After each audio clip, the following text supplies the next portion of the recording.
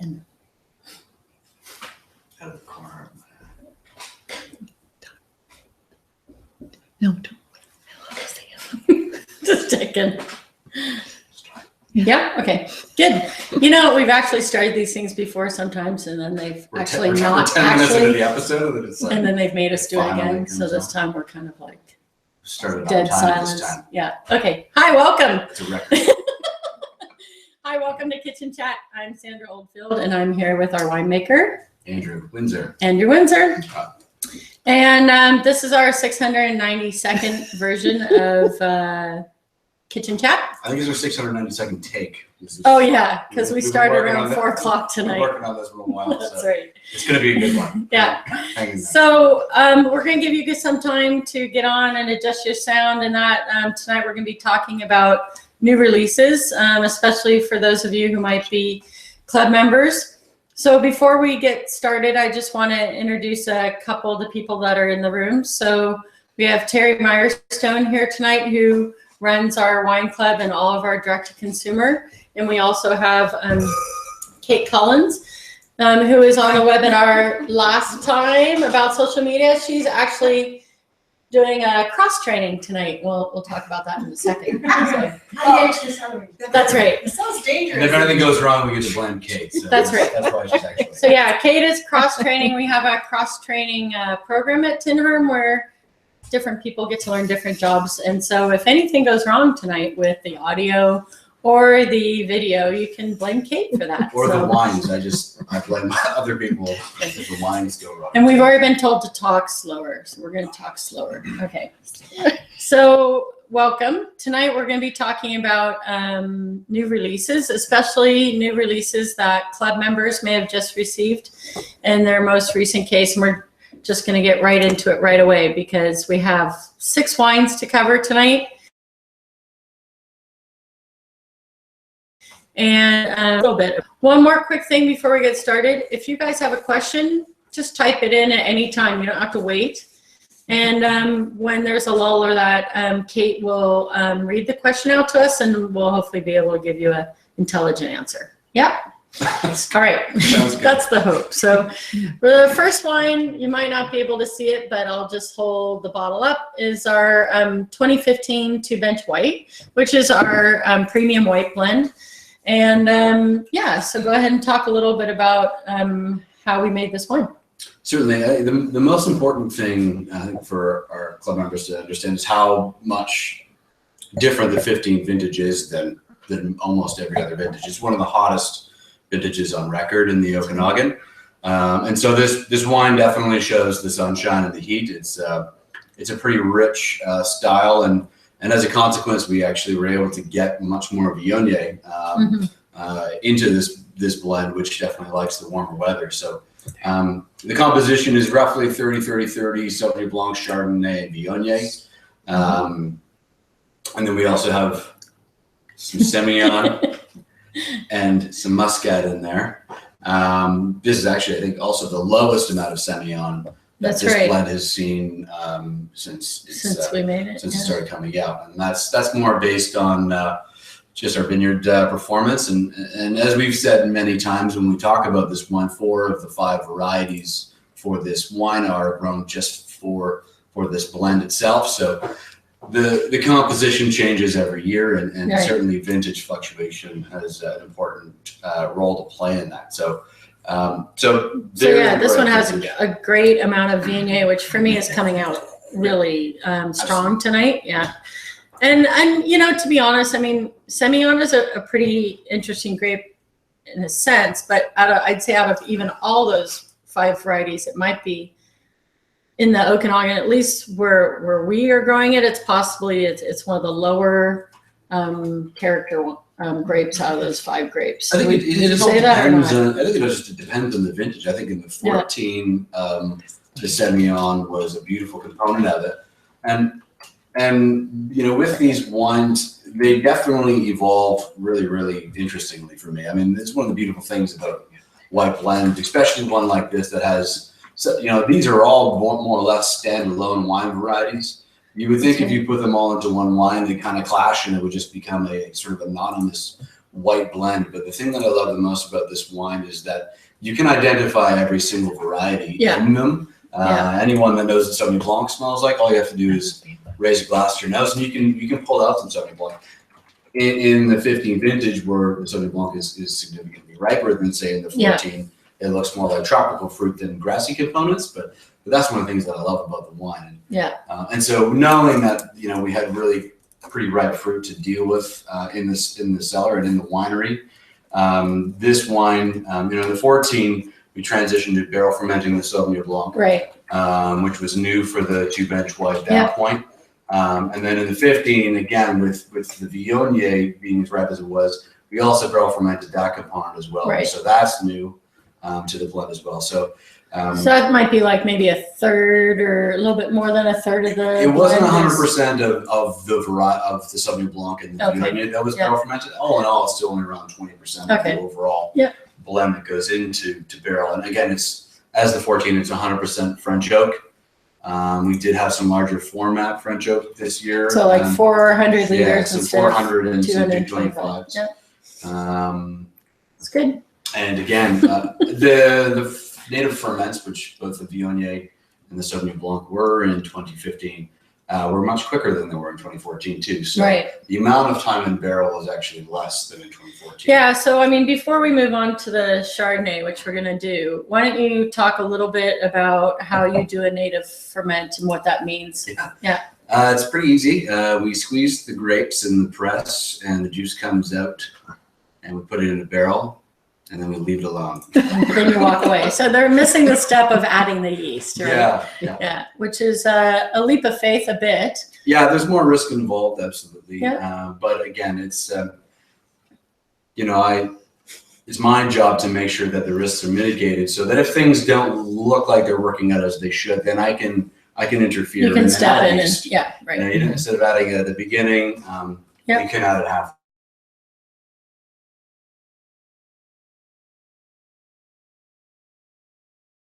Or the Viognier is very profound.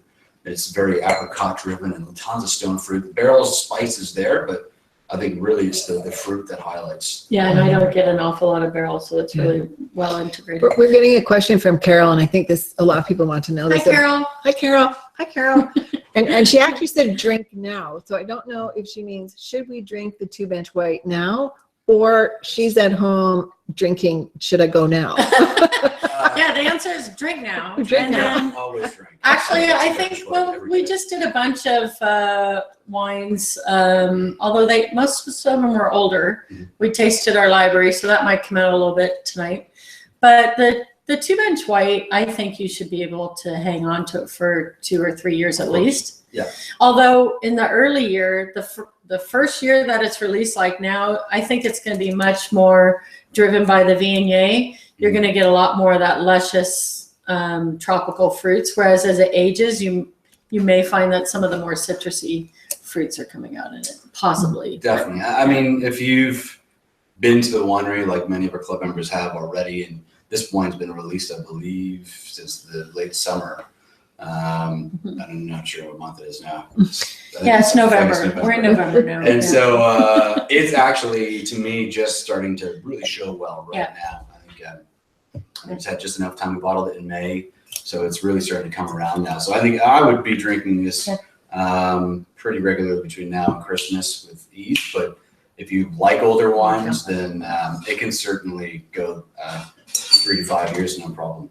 We had a question also from Bruce. He wants to know, are you tempted to break any of these wines out, maybe do a Sauv Blanc or a Viognier in the future?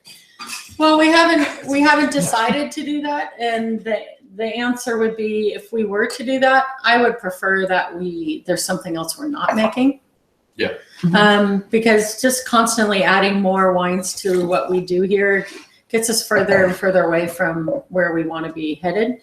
So, I mean, I'd never say never, because we certainly have said, no, we're not planning on doing that, and then we end up doing it. But as of right now, the answer is no. Yeah. Just a side note to that, I know we have a lot of wine to get through, but since 2014 winter, when Andrew Moonen and we decided to change the cordon and essentially how we grow our Sauvignon Blanc, it was yielding us, less than 2 tons per acre, and still providing, a good amount of this blend.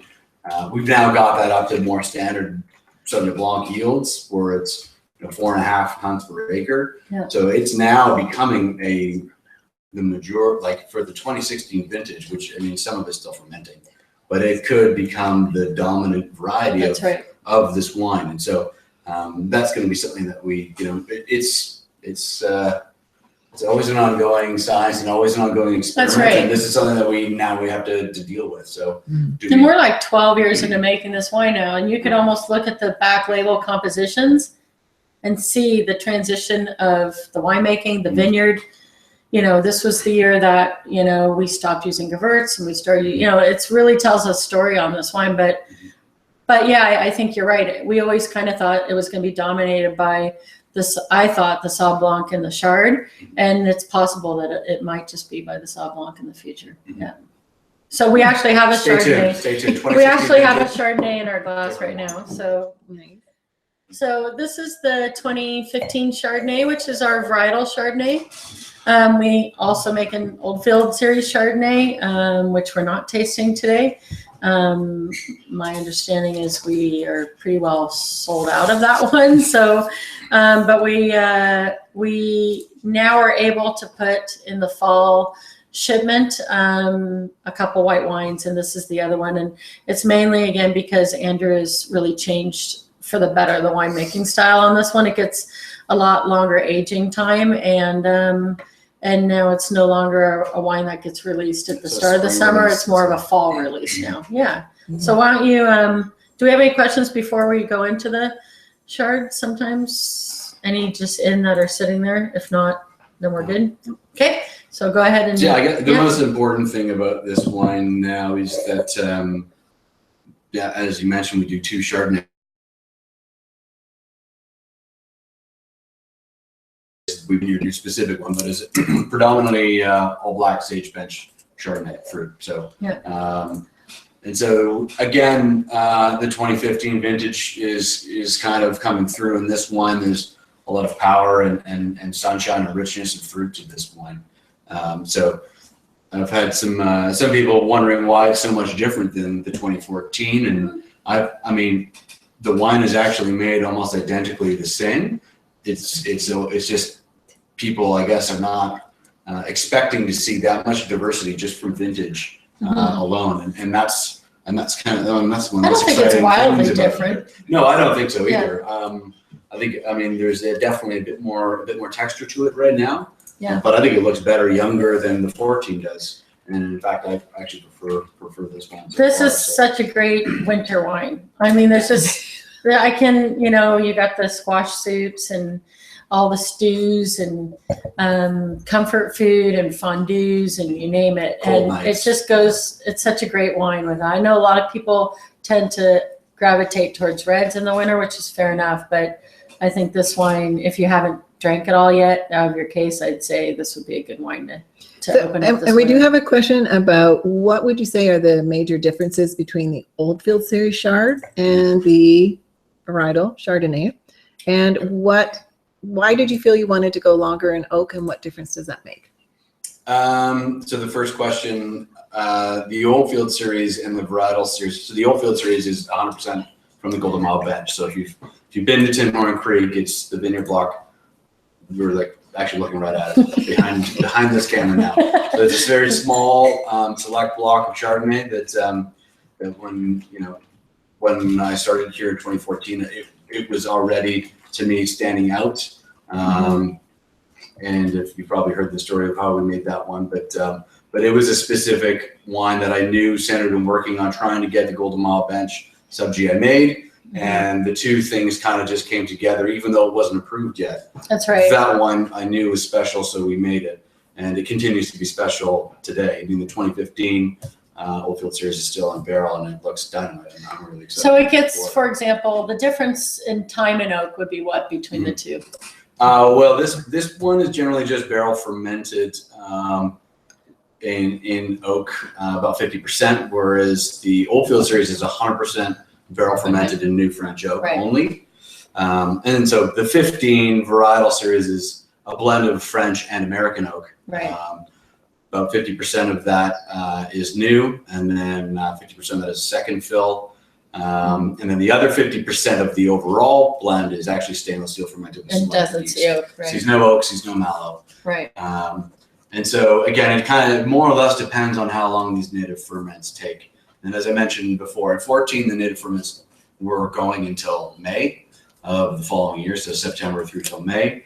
Whereas in 15, they were generally done before Christmas. Right. And so we would take the whole blend out before Christmas. So it would be roughly 3 months versus say 5 months in barrel. So 6 months. But then the Old Field series, or the one that comes from the Gold Mile bench, that would spend over a year in oak. That too, yes, Right. absolutely. It's Right. we plan on bottling that in January.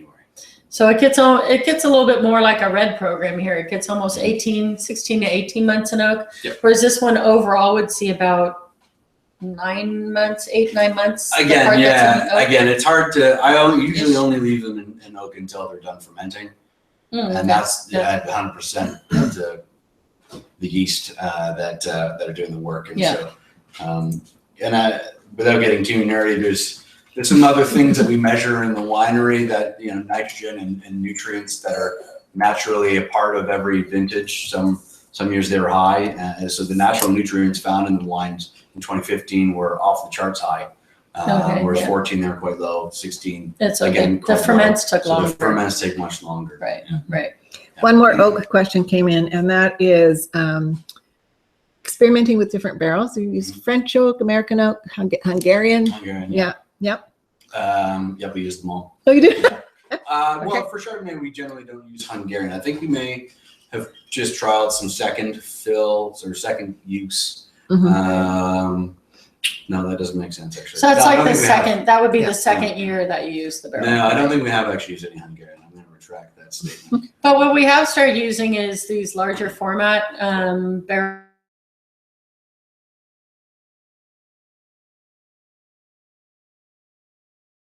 which are, you get less surface to volume ratio on those. So in a sense, when you put a wine into a larger format barrel, you're actually not going to see as much oak The oak impact extracted. tends to be Correct. less. The oxygen uptake tends to be lower. Yeah.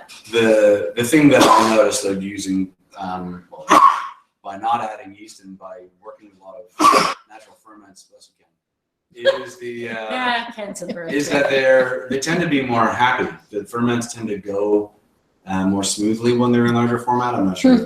More yeast, bigger party, they're happier. I'm not sure what it is. I like the I'm parties. working on the scientific component of that, but maybe the barrels are hindering ferment in some way, and so having less surface. yeah, there could be more tannin could I don't know. actually interfere. Absolutely. But There's, we may have just figured it out tonight. Yeah, I think we just got it. Send it to your research grant money. Yeah, We're gonna put you on the spot with this question. You ready? 'Cause Okay. you made wine in Ontario, and now Sure you're in did. BC, and so Bruce, I'm going to say your name, Bruce, so you can be in trouble too. That's good. He wants to know if we make better Chardonnay in BC or in Ontario. They're different sites and they make different Chardonnays. I think, and I have heard winemakers claim that there's limestone here. You don't see the limestone impact in Chardonnays here that you do in, say, wines from Prince Edward County. I mean, most people think Ontario, they're thinking Niagara. But if you look at somebody like Norman Hardy, who makes as much wine as we do, but he makes most of it from the county. Yeah. Those are very distinct wine styles. They're much more like you would see in Burgundy. I mean, most people that taste and drink a lot of Chardonnay, you could smell and taste blindly whether or not that grape was grown in limestone. And so that will make a much different wine than what we make here, which is grown predominantly in granite. And so you can't, to me, they're totally different wines. Yes, they might be Chardonnays, but a Chardonnay grown in limestone versus one that's grown in granite and stone and gravel or sand and silica, they're no more similar to me than Chardonnay and Sauvignon Blanc. essentially they're totally different wines. So But it's a on the diplomatic way to answer that. yeah, that's fair enough. But I would say that Chardonnay is a grape that Canada excels in in both provinces. Absolutely. Because there's I think there's great examples of one thing that both provinces seem to have in common is that because we can be cooler and we have a shorter season and things like that, you can get a really great expression of the fruit, sometimes even better than you can get in really hot climates. Mhm. So Yeah, I think both provinces do a very good job at showing the terroir of the soil that they grow in. So, Niagara, which is more slate, whether it's Beamsville, they just don't have. We have very different terroirs. So, but that's a diplomatic answer, but ours are better. Yeah. Was waiting for that one. Yeah. Next one. Next question. Next one is then. Yeah, when push comes to shove. I didn't force him to say that. Yeah, no, it's implied. Yeah. Okay, That's why we're here. 2013 Pinot Noir. That's our varietal Pinot Noir that we're pouring. And again, I mean, we haven't been giving the prices on all of these, but on the Pinot Noir, give us the regular price. I don't have my glasses on. $21.49. And then the club price. $21.49 plus tax. Thanks, Terry. Yeah. And then $18.27 also plus tax. Yeah. For the club. Yeah. If you want to go back to the previous two, the two bench white is $19.99 regular, $16.99 for the club. Yeah. Also plus tax. And then the Chardonnay, $19.49. And then if you're lucky to be part of the club, $16.56, round numbers. Yeah. Roughly $3 less almost. Yeah. So it's roughly $3 less in all three of these wines. So, okay, so this is the 2013 Pinot Noir. Do we have any questions before we get into this? We're good? Why don't we do one poll while we're getting into the Pinot Noir? So if we have time, I'm sure we got time. So let's do a poll. So this is kind of like your night to be interactive and tell us something. Terry's going to read out the poll out loud once she gets it up. In the meantime, are you ready? No, give us a minute. Okay, we're going to because give you a minute. we changed the poll, but it didn't Fair show enough, up. fair It enough. didn't show up. Should Okay. I give them the prices again, or? So Pinot Noir. Yes. Yeah. So this was, I think this was bottled by the time I got there. No. I'm trying to think too. 2013, so many years ago. No. You bottled this. I did. Yeah. You're right. Yeah, you bottled this for sure. Again, this was from both of our vineyard sites. Yep. 2013, I was in Ontario. It was a really good vintage there. I believe it was a good vintage here as well. Out here was warm. I mean, it certainly wasn't as warm as 14 and 15 have been, but we were out of the cold by then. 2011 was our real dip down in cold, and then we started getting warmer years after that. So 2013 was a pretty good vintage for us. I mean, we're going to be tasting a few other 2013s tonight, and they seem to be doing really well. So good vintage for us. It was a little bit more spread out and being able to bring the grapes in from, say, early to mid-September to the end of October. So we had a little bit more time than maybe, well, this year we started earlier and ended earlier. So maybe about the same, but maybe not, hard to know. Yeah, and Pinot Noir, we don't make an awful lot of Pinot Noir. We just have a very small block here at Tinhorn Creek, which is actually our oldest block of grapes that we own right now is the Pinot Noir that's on this property, and that was planted around 1989. And then the rest of it is South Okanagan fruit and, of course, fruit from our Diamondback vineyard. So, yeah. Yeah, we have two blocks over on Diamondback, and one tends to make this wine more frequently, and the other one tends to make the Oldfield series. Yeah. The thing I love about our Pinots is that they're very consistent with the aromatic profile. Mm-hmm. Whether they're cooler vintages or warmer vintages, they always seem to have a beautiful amount of cherry fruit, very, very lifted, and then it's kind of got a bit of orange rind, orange peel component to it. That to me is, now that I've been, working with Tinhorn for a few years now, I'm starting to be able to pick out few identifiers with Right. particular varietals that are extremely unique just to our sites. Right. And to me, that orange rind component, it almost has like a Campari Yeah, like I can see that. aroma Yeah. to it that I only smell in our peanuts. So. And it's kind of funny because you're one of the better people to ask that question of, which is this something that might be a part of our terroir or not? Because, you know, right now you're drinking one that was made prior to you getting here, and probably by very different methods than how you currently make it. And so, you know, for me, that if you're getting some of those orange rind and the cherry and all if you're getting similar notes to what I was getting a few years back, it really speaks to the grapes are place, right? 90+% Right. of what goes on. You know, Yeah. we're just. But it's we're hard to involved with the impress them. transition. Yeah. Yeah. And So we got a terroir question. So dip terroir. Yeah. Yes. And also someone to know where to get your T-shirt. But yeah. You got 2 other questions. Now, Yeah. now these So- are available at the tasting. They're made from our terroir as well. Correct. Any differences in Pinot Noir from North Okanagan down to South? Absolutely. Yeah. Yeah. Again, it's like comparing Chardonnay from Ontario to British Columbia. Wildly They're, different. you know, I just came back from Cornucopia in Whistler and was part of a debate panel about talking about the diversity of BC wines. And, Yeah. you know, we have one of the most complex soils and geologies that exist anywhere in the world, and we're trying to grow grapes on it and understand it. And it's very, very complicated.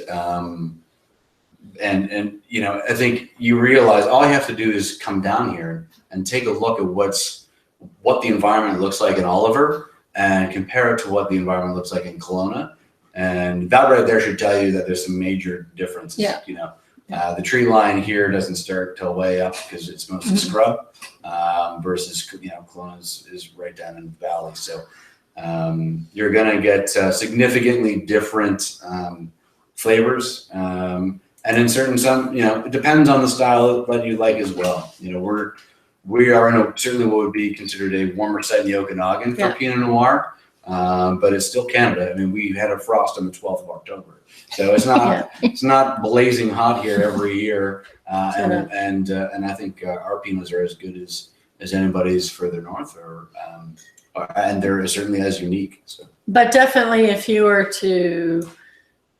to be asking that same question of a winery like Cedar Creek or Quails Gate, maybe that grows Pinot Noirs throughout the entire valley, they're going to be able to give a really different answer to that. Like, I mean, they know that they get, obviously, like you say, certain characteristics up around West Kelowna and around Kelowna that they don't even get in Summerland or in OK Falls, let alone in the Soyuz. But by the way, those wineries grow Pinot Noir up and down the entire valley. They don't discriminate saying it's too hot in Oliver, we're not going to grow Pinot Noir. So yeah. And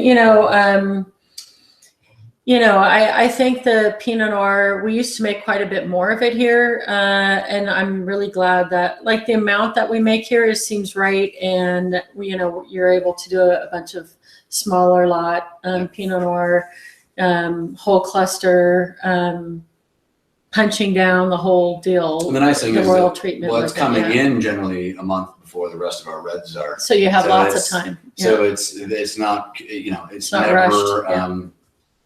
It really actually gets babysat. We That's right. literally, take care of our Pinot. It comes in a probably- lull time, basically, Yeah, right? I Your mean, whites have we're- just come in and Kind of after 3 harvests now, you kind of get used to the white winemaking regime. And in a year like 16, when it's perfect weather in September, like, let's pick that one. Not yet, let's wait to pick that one. Yeah. You can bring in the Pinot and it really does not obscure your judgment of doing anything else at all. Whereas, that's right. on a mid-October day like this one, When everything's coming in at the same time. when you pick half of your reds in 6 days, Yeah, that's a little bit more challenging. But Yeah. but like I said, our Pinot are fabulous. but it does kind of sit there in the middle of the I think lull. they're really Yeah. kind of one of the unsung reds that we make Yeah. here. Yeah. And I think And of course, probably the best And a red that we'll crazy taste deal. tonight for Christmas. I mean, in my humble Yeah. opinion, is basically, that the Pinot Noir with Christmas turkey is it. But I mean, you can go Gewurz, you can go various Christmas other eggs, things, but I'm Christmas still bacon. partial. Ready for a poll? Okay, let's do a poll. All right, so we've got a poll, and this is, how much of your fall shipment do you still have left? 1, haven't started yet. And 2, 5 bottles. 4, I'm halfway through.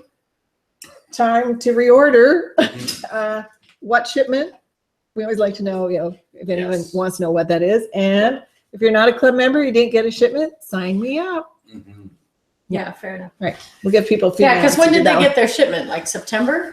Well, it's really interesting with the club because it staggers out. So the September, bulk October. of them were September, and then people are away and or change their minds about And some picking people up. got So 6 and some people Yeah, got 12. I sent one out today.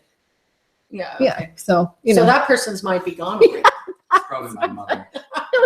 My mother's on her 3rd case. of Okay, Chardonnay has since everybody September. voted?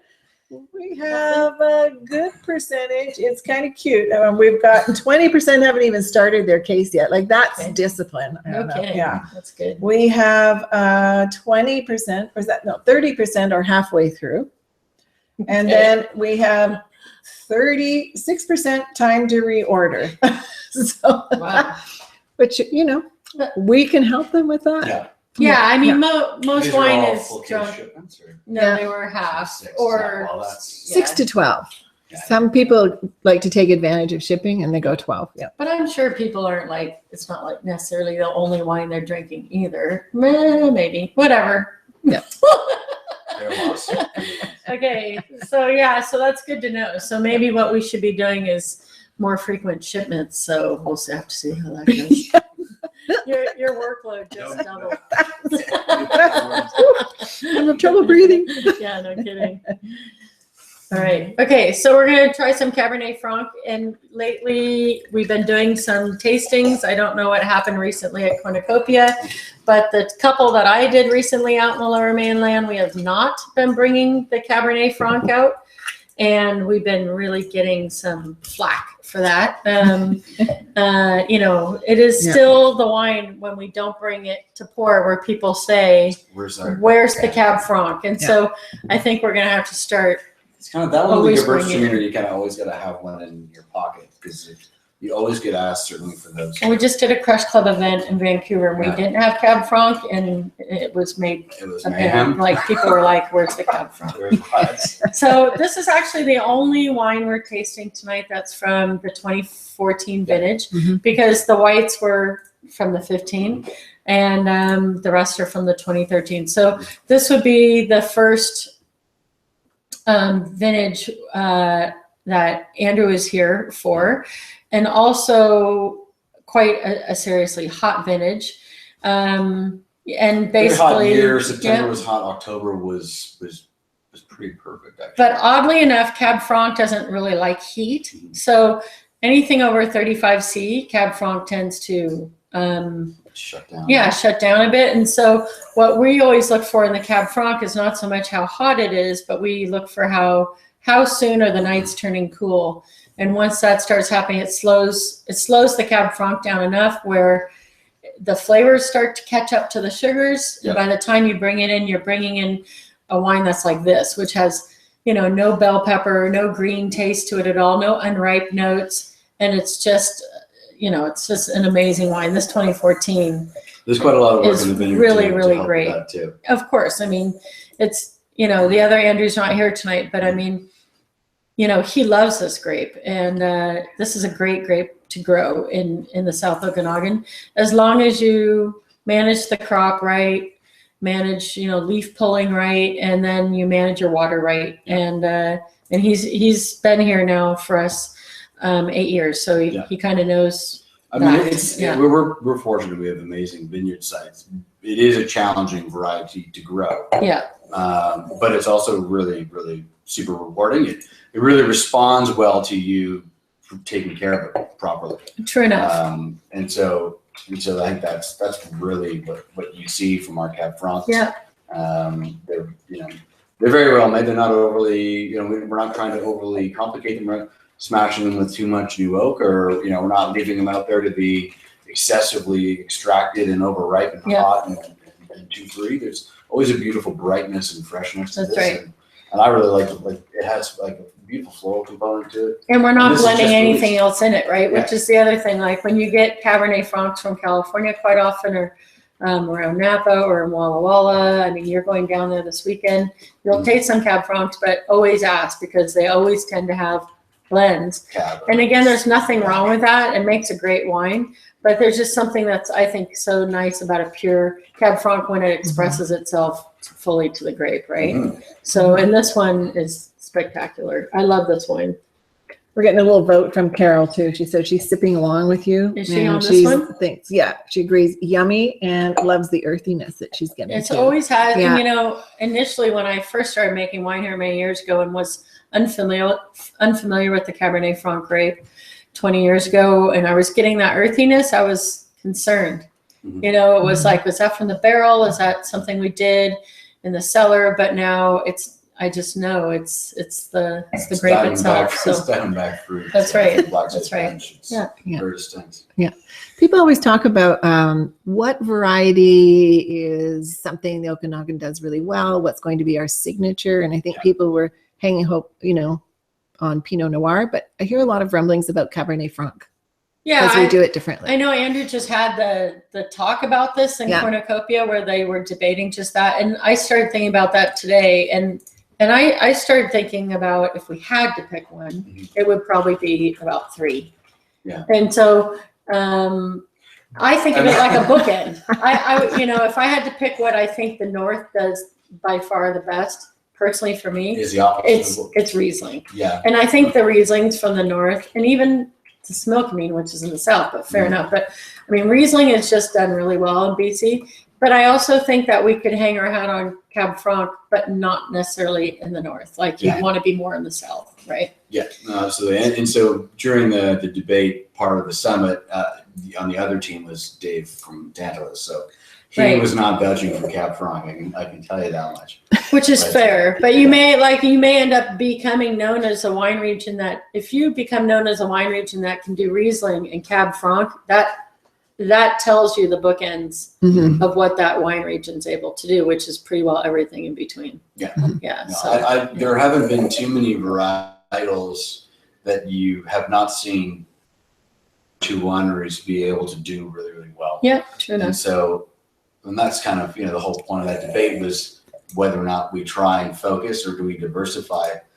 I have a hard time, trying to say we should be focusing on 2 or 3 varieties when we've got more or less 6 on the table here that I am 100% confident we can do well every year. So, Yeah. and our vineyards are strictly in the south. So, That's right. and you don't have to go down the street to see Coleman growing Gruner and Riesling That's on a right. higher bench vineyard. Mhm. Or a Fino over in Smilkameen doing great Rieslings, right? Absolutely. So yeah. I think that we just have to keep exploring here in the Okanagan. There's, Sandra has a book in her office of grape varieties that are just there's vinifera. There's thousands. So Yeah, so we got a long way to go. yeah, But not on our not property. here. Not here. We got enough here. So I'm glad that Carol likes this. She decided to open up a wine tonight to taste with us, which I think is great. I think one of the quick things that's unique about the 14 is this was the entry for the Hungarian oak. Okay, yeah. And so this wine does have a little bit of French, Hungarian, and American oak. So it's got the whole spectrum. So just there's different species of oak, just like there's different species of anything else that and the European species. So when you hear Hungarian, it's the same species as French. Yeah. And so it can have similar characteristics to French Red oak. oak essentially. Yeah, it Versus can. white. Yeah, it can have the similar characteristics, but obviously, just like a grapevine, it takes on the character of where that tree has been grown in its own terroir.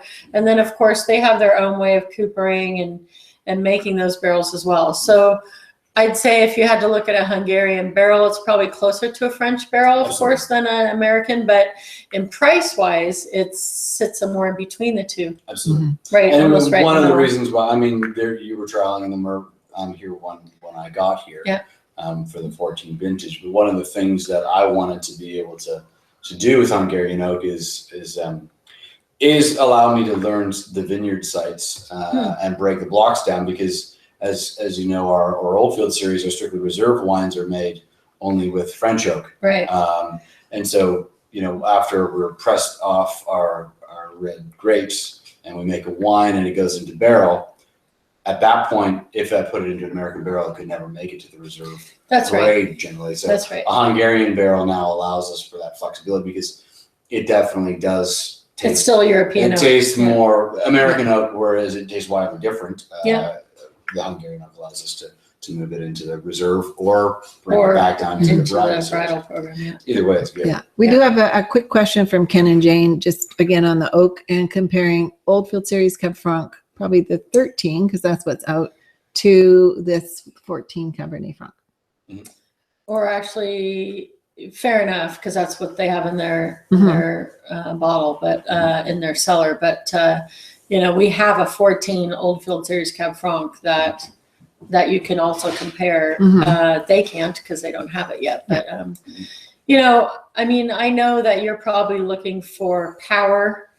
For the Oldfield series, you're looking for big jammy fruit, if you can, the good balance between the tannin structure and the fruit structure for the Oldfield series. And that's kind of what we do with the Merlot as well. I mean, you're trying to find those lots, the different batches, the different lots of wine. Doesn't make much sense. The barrel lots, but you're looking for the ones that are going to be able to go for a longer aging period. So they have to have a little bit more power to them and structure, tannin, and then of course the fruit, right? You want it to be really powerful with fruit as well, right? I mean, the Oldfield series gets the best of everything. That's what makes the wine superior. When we're looking to make them, they have everything that you can think of is better. Yeah. So whether it's structure, whether it's fruit intensity, it can actually still also be finesse, aromatic intensity, length on the palate, longevity as well. So I mean, we only make a few hundred cases of Cab Franc Oldfield series. Yeah. It's literally hand selected, by far the best Cab Franc that we have. Some components of that will make their way into the two bench as well. Yeah. Should the two bench need it, that's a whole different animal when we're trying to blend that, because that's a blend of generally 4 or 5 grape varieties. But the Oldfield series are there's essentially in a league of their own, and in my opinion, they're crazy value. Yeah, and then ultimately, when you make an Oldfield series wine, you obviously want to put together the varietal series and make sure that wine, you haven't pulled too much out of that wine to make the Oldfield series, right? So it's a balance. But 14, 15, you've and been 16, really lucky. there's so much good Fair enough. juice that there's plenty to go around. So we've just poured the 2013 Oldfield Series Merlot. And this wine is a small amount of a blend, has a little bit of Cab Franc. I don't know, you've got 4% of this one, so not much in this one. 4% Cab Franc and the rest was, 1 barrel of Syrah. yeah, so 1% Syrah, yeah. But wow, the nose on this. We need smell-o-vision. If anybody's on the webinar and is drinking this, you're lucky, because this is And this it's, is stealing the show. would you decant this, or would you just go? I don't think it needs to. Yeah. I mean, you could, but it is, it's Merlot. It's what we love about Merlot. It's approachable and luscious. Yeah, this is still it's very, really good. very young wine, and it's and it's incredibly ready to drink. You two just went on pause. I know, Oh, we're hang like, on. Wait a minute. We'll be back. Tasting pretty good right now. It sure is. Good thing we ate before this webinar, or else we'd be wanting to eat right now for sure. Mhm. What would you pair it with? Well, tonight we had a tortilla. What was it? A tortilla Mexican casserole, which I would go with that, but Yeah. I don't know. There's something for me that just kind of on this wine, something beef related, but not too spicy, not too I was overly poking done. around Miradoro before I came up here, and Jeff brought out some homemade charcuterie from a pig from Turkey that he cured in his own house. He got a pig from Turkey. I think so, a Turkish pig. Wow. And so That's crazy. that is what I'm thinking would go well with it. Very fatty, but also very marbled, not like liver fat, like Yeah. a pig fat usually is. So that's what I would go charcuterie right now, but a very, very rich and salty one. Hey, we're doing pretty good. We might actually make it through all 6 wines tonight. That's good. Sweet. That's sweet. One comment just about vintages, because these were the ones in the club case. Right. They're not necessarily the ones that are available on the website, That's right. because they did get the releases before. So some of them are not quite released yet. So if they're a club member and they want to buy more of one that's not yet released, are they able to do that? Yes, they can. Right. Yeah. So if you're a club member and you don't see it on the website, you just need to send us an email. Yeah. Okay. But I would say most of the wines that we had tonight, if they're not already released, they'll be coming out sometime by January, February. So yeah.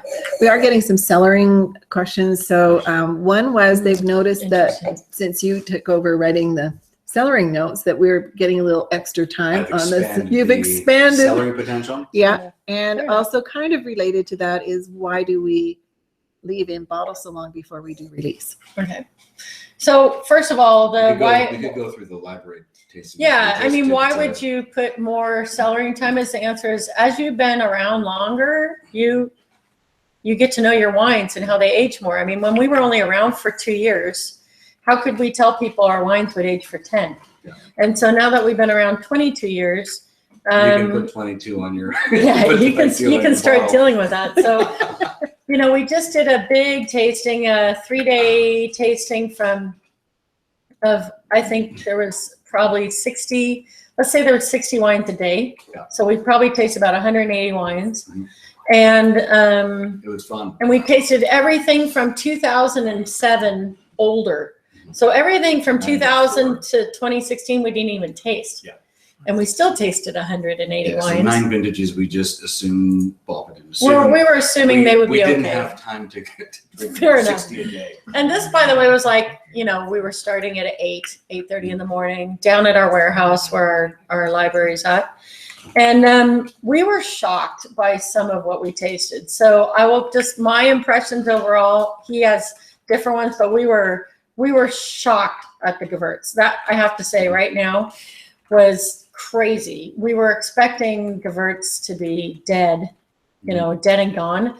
And we were just loving some of the old Gewürzes, which is crazy. Yeah. And I would say the Chard and the Gris, not as much Yeah. overall, but the Gewürz was Well, I think amazing. as soon as we moved into Stelvin, that was it's night and day. So if you pretty much have anything that In we've screw top, made yeah. in screw Yeah. cap, Yeah. you can be confident that it's got a couple of years at least. And again, that's why I don't just kind of roll the dice and say, oh, it came up 12. Let's age at 12. Let's put 12 on the Merlot this year. I've been drinking wine for long enough that you can sort of gauge the longevity of a wine. And when you have the confidence of the screw cap to preserve that Gonna- flavor, and then you have just gone through essentially 20-year vertical of tin horn wines, Mhm. I wrote these notes prior Then than it's that tasting, library right? tasting, and I would Right. probably tack on a couple more years. Not, Although No, I it all do, depends on people's Yeah. personal preference of how they like their wines. But in terms from like a technical Yeah. point of view, if somebody served you an 18-year-old Tin Horn Creek at a restaurant and it has nothing to do with Tin Horn, that song would be like, no, there's nothing wrong with that wine. It is in perfect Yeah. shape for what you would expect it to be. right.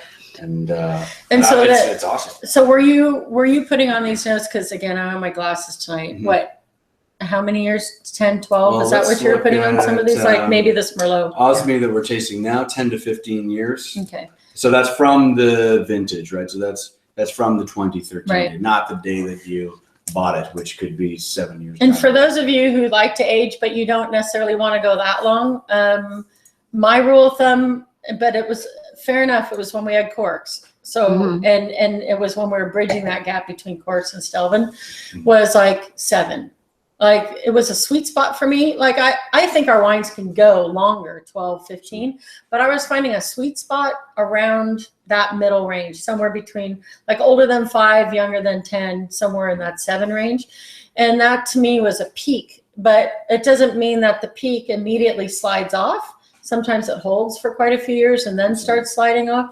So, and that's what I've been noticing in my cellar. But you know, what's great about Stelvin is they do last a lot longer. And we have a lot of club members, and we have a lot of club members that buy a lot of wine.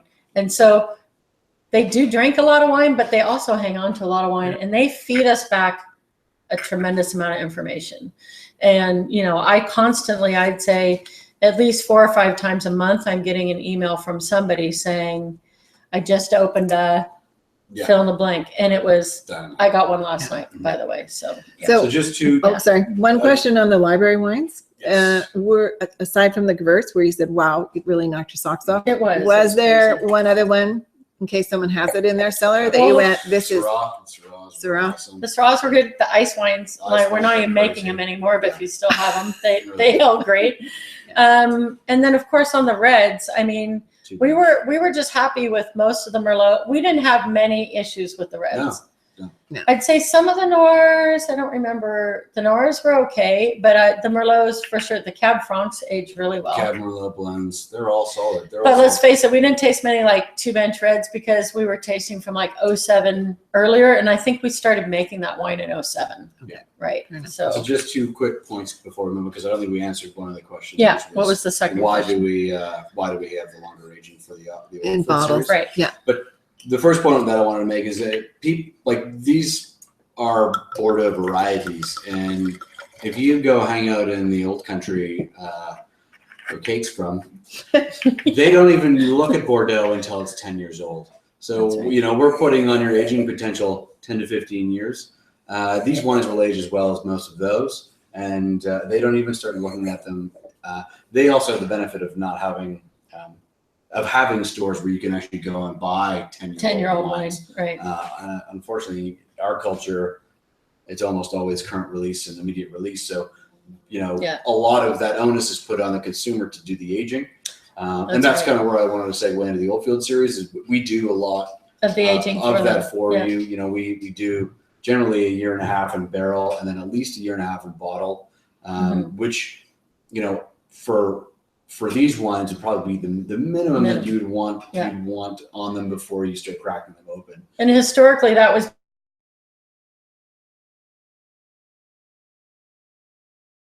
because we first of all accepted the reds under Stelvin. Yeah. And we really felt that if we were releasing, especially a Stelvin closed red wine too young, people would just say it was too young because of the Stelvin. And so we went out of our way as the first winery to move to Stelvin to age a little bit longer. Yeah. And I think, you know, we're at a more mature wine industry here where we should, if you're charging higher prices for your wines, you should be aging it for the consumer and not always releasing everything straight out of the Within 12 barrel months. and, you know, within, yeah, exactly. So I don't know, that's my little, what do you call it? When you stand on Is it your, 2 cents? yeah, that's my 2 cents. Yeah. Or I am not known for having an Or we'll opinion, say so I've gone $26.99. way out. I've gone way out. $22.94 for the club members. I know I never give my opinion. So, you saw it here tonight. So this is the last wine we're tasting, 2013 2-bench red, which is our Meritage blend of Cab Franc, Cab Sauv, and Merlot with a little bit of Petit Verdot, I believe. It's 47 Cab Sauv, 24 Cab Franc, 20 Merlot, 6 Malbec. Oh, that's this one And has We got the Malbec. Malbec back in 2013. Hey, No bears. no bears. No bears. And actually no damage dead. Like this was, we had originally planted the Malbec over on Black Sage, over on our Diamondback vineyard. And after the first 3 years, we got our first very small crop, and then it promptly died on us that winter. So the next year we replanted all new vines, obviously, over at the Golden Mile Bench. And Very so happy this to- would be the first this would be the first vintage of this Malbec. It making it back into the 2-bench. I like that. I mean, It's even good. at the small percentage of the Malbec it has such a beautiful floral violet component that I think it really is an integral part of the blend.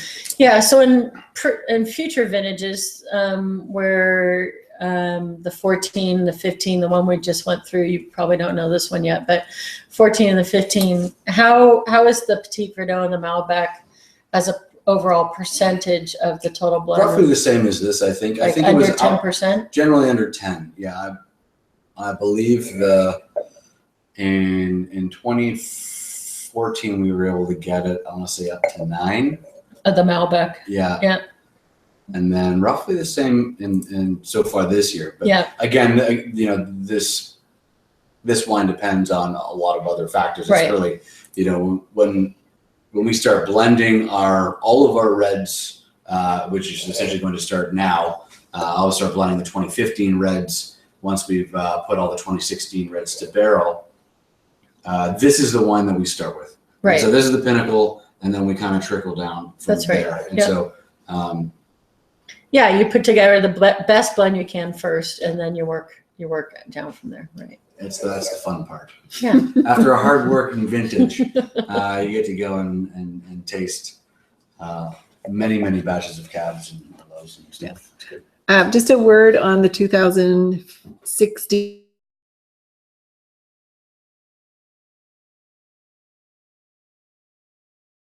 harvest this Yeah, Well, year. we were earlier. really done. Yeah. When were we really done? October what? Well, okay, so we picked on 25th the or something? 13th, and then we picked 5 days later, so it was like the 18th. Yeah. So Well, we essentially picked every day. you finished around like the The 20 12th. something Yeah. of October. 12 plus 4 days is 16, 17, 18, I want to say. We're probably actually down by the 18th, 19th. Okay. The And so reds.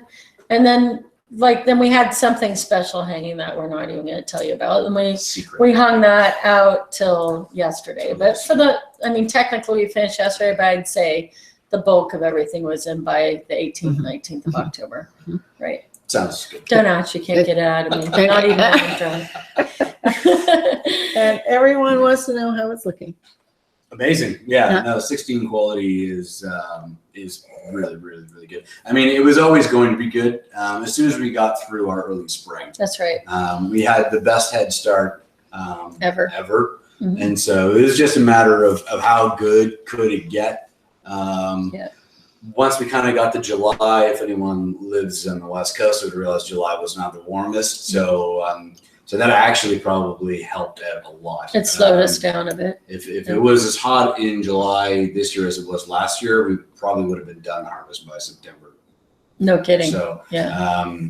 so it turned out really quite good. I mean, a lot of it's still fermenting on skins right now, and it's hard. I generally don't like to make decisions as to where the wines are going to go and how the overall quality is until they're done malolactic fermentation, which is generally in the spring. That's for reds. Sorry. How about on whites? Do you have Whites are any incredible. favorites right now in the cellar? Gewürztraminer, Okay, really? out of control. See, The that's the by- gut reaction. Really? Best by 3 years I've been here, it's the best Really? by a landslide. Yeah, it's Wow. gonna be incredible. Wow.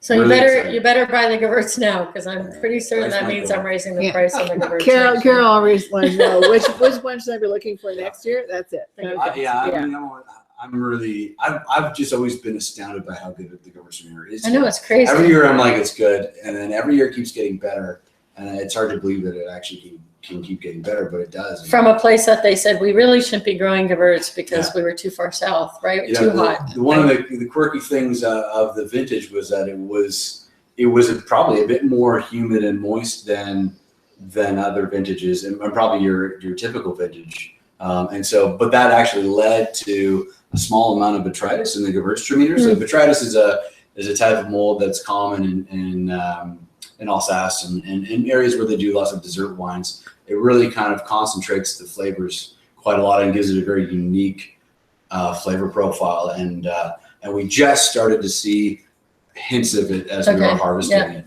And so, I mean, Which, by the way, drove Andrew Moon nuts. I know So- he's Australian. They're not used to anything. except for shiny berries. It's hard to get a It's little not shiny bit of berry, he something. gets upset. So Yeah. he's Yeah. out there polishing. But, no, it's pretty solid. Do we Yeah. talk about this one a bit more? Or do we? Yeah, a couple of clear, we're down to our Sure. last minute, but I think people will hang in there. Yeah, with no, us. we were pretty happy with these last two that we've tried. The Merlot, the Old Phil Merlot, and the Two Bench Red. I think are both drinking really well. If I have my choice, I would probably put the Two Bench Red in decanter Yes. for about a half hour or so before you pour it. But it's totally ready to be poured right now. But the Merlot would be more like you can open it up and pour it. But I think with the Two Bench Red, I would decant it right now, which is fair Yeah. enough because it's a young release, right? So But it is actually, I wouldn't decant it because it's got a lot of No. structure. I think Yeah. it's a beautifully finesse wine. it just And I opens noticed that it our up more. the Cab Sauv based wines that we do make, they're actually quite finesse driven. But I think it'll lift up open the it. fruit and Yeah. the mid palate a little bit more. Yeah. And help integrate it. And then we're doing, I know we're closing out, so we are doing another webinar in January. We'll let you guys know when that is and what it'll be about, but we do them every other month, so we won't be doing one next month, but we'll do one in January. And then on the 25th of November until December 2nd, we're doing a special free ship for the holidays. So that'll be starting on what the Americans call Black Friday, Mhm. whatever, the day after. Thanksgiving. Day after Thanksgiving. Yeah. So I'll be the 25th to December 2nd. And those of you who are on our mailing list or interested, we'll send you out a notice next week on what wines are going to be included in the free ship because it'll be 4 wines that'll be included in on the free ship. So yeah, so that's what we got. So Sure. Chin, we made it through all 6. Okay, have a good Happy holiday, holidays, everybody. everybody. Yeah. Yeah.